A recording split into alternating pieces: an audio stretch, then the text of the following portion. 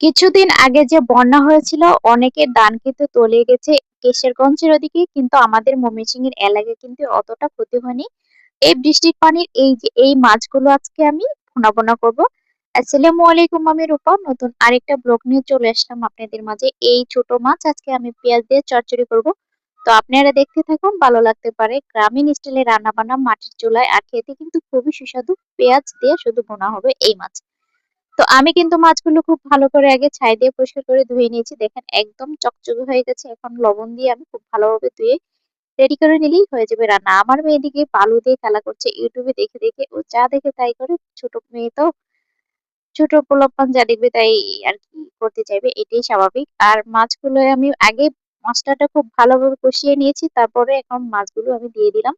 এভাবে আমি এই মাছটা ভুনা করে খেতে কিন্তু দারুণ সুস্বাদু হয়। হাতে মাখিয়ে মাছ রান্না করলেও খেতে মজা হয়, কিন্তু আজকে একটু নতুন স্টাইলে রান্না করলাম।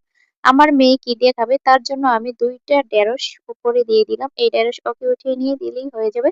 তাছাড়া এই মাছে তো একটু ছোট মাছ, তাই বলে আর কি মাছে অনেক কাটা কাটা থাকে, খেতে পারবে না আমার মেয়ে।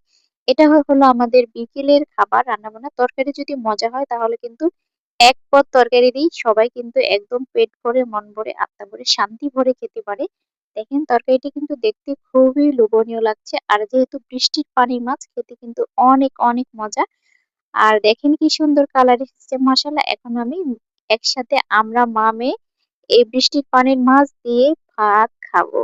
আলহামদুলিল্লাহ, মাশাআল্লাহ, অনেক মজা হয়েছে। ওর জন্য গুতুম মাছ নিয়ে নিলাম। গুতুম মাছে কিন্তু একটা মাত্র কাঁটা থাকে, আর বেশি কাটা থাকে না, কিন্তু পুঁটি মাছে একটু বেশি কাটা থাকে, তার জন্য আমি একটা পুঁটি মাছ নিয়ে নিলাম।